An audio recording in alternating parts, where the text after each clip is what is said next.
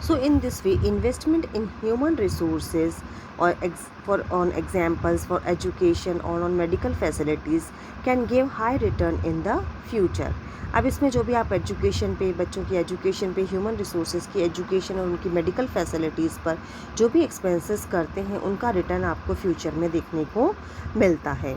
For example, a child too with the investment made on her education and health can yield a high return in the future in the form of the higher earnings. अब जो भी एक अच्छा educated और healthy person जो होगा उसका investment आपको जो है वो फ्यूचर में देखने को मिलता है, because in the form of the higher earnings and the greater contribution to the society. उसे अर्निंग्स भी अच्छी होती है, उसकी इनकम लेवल अच्छा होता है, प्लस वो सोसाइटी के अंदर अच्छा कंट्रीब्यूशन भी करता है. और एजुकेटेड पेरेंट्स जो होते हैं वो भी अपना इन्वेस्टमेंट जो है वो हैवीली ज़्यादा एक्सपेंसेस जो होते हैं, ज़्यादा इन्वेस्टमेंट अपना एजुकेशन, बच्चों की एजुकेशन पर और उनके फ्यूचर पर उनको इन्वेस्टमेंट करते हैं. And they realise that why do they so, because they have realized the importance of the education for themselves, and they are also conscious of the proper nutrition and the hygiene. और plus उनकी education के साथ साथ में वो उनकी proper nutrition और उनकी हाइजीन पर भी उनका जो है वो पूरा फोकस होता है.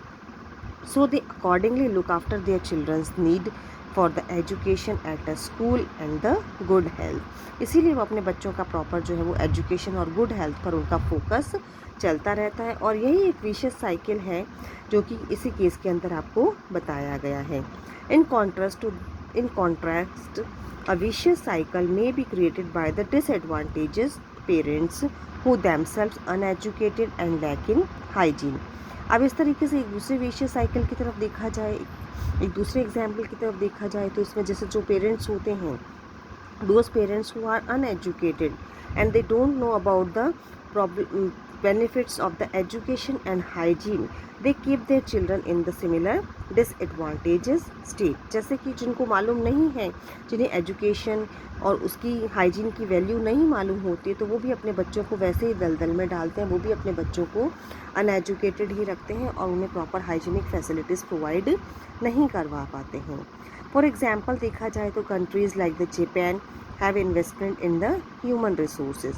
अब कंट्रीज़ लाइक जापान या है चाइना है, उसमें आप देख लीजिए ये लोग जो है वो ज़्यादातर ह्यूमन रिसोर्सेज में अपना इन्वेस्टमेंट करते हैं. They did not have any natural resources. In fact उनके पास में नेचुरल रिसोर्सेज का कमी है, उसके बावजूद भी वो लोग है these countries are included in the developed और द रिच कंट्री. बट हमारे इंडिया के अंदर तो बहुत सारे नेचुरल रिसोर्सेज अवेलेबल है. In spite of these are India is becoming a developing country. So these countries are developed rich and they import and natural resources needed in their country. So why the countries like the Japan and China have democratic or developed countries?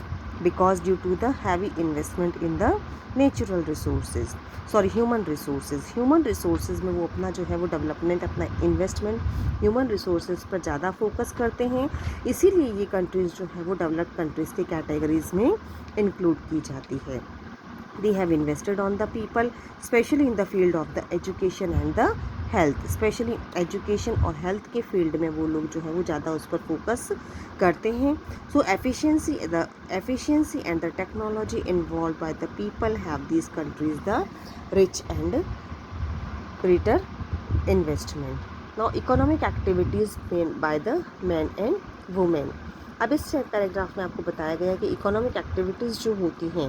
Now economic activities should be divided into the 3 parts, that is primary activities, secondary activities and the tertiary activities. What is the primary activities? Primary activities includes the agriculture, forestry, animal husbandry, fishing, poultry farming, mining and the quarrying. And manufacturing of these includes is the secondary. अब इनसे ये तो agriculture है, fishing है, animal husbandry है, poultry है, farming है, these all are included in the primary activities. और सेकेंडरी एक्टिविटीज़ कौन सी होती है? इन प्राइमरी एक्टिविटीज़ को जो मैन्युफैक्चरिंग प्रोसेस से जो है वो कंप्लीट किया जाता है इंडस्ट्रीज़ के अंदर, that is called as the secondary sector. Whereas in the third sector, or we can say tertiary sector, includes the trade, transport, communication, banking, education, health, tourism, service insurance, etc. All these are activities should be included in the territory sector. So in this way we can see that the economic activities should be divided into the three classes, that is primary, secondary and the territory activities. अब इसमें मैंने आपको बताया कि primary activities में कौन कौन सी activities आती है, सेकेंडरी एक्टिविटीज़ में जो है वो प्राइमरी एक्टिविटीज़ में जो भी चीज़ें उसका मैन्युफैक्चरिंग प्रोसेस जो है वो सेकेंडरी एक्टिविटीज़ में कंप्लीट होता है, और ट्रेड, ट्रांसपोर्ट और कम्युनिकेशन एक्सेट्रा ये सारी सर्विसेज आपके टेरिटरी सेक्टर में इंक्लूड की जाती हैं. And this activities in this sectors result in the production of the goods and services. Okay, and these activities add the value to the national income, and these activities are called as the economic activities. अब ये सारी activities मिलकर के national income में हमारा contribution करती हैं, so that's why these activities are called as the national economic activities. Now economic activities have again further divided into the two parts, that is market activities and the non-market activities. Market activities कौन सी होती हैं, जिसको करने से हमें जो है वो कुछ ना कुछ प्रॉफिट अर्न होता है, कुछ रेम्यूनरेशन हमें अर्न होता है. Those activities are included in the market activities, whereas non market activities included, जिसमें हमें जो है वो कोई भी रेम्यूनरेशन इनकम अर्न नहीं होती है. That is called as the non market activities. And this includes the production of the goods and services, including the government services, whereas non-production activities are for the self consumption के लिए जो की जाती हैं, खुद के पर्पज़ से self consumption के लिए जो एक्टिविटीज़ परफॉर्म की जाती है, that are called as the non market activities. Thank you.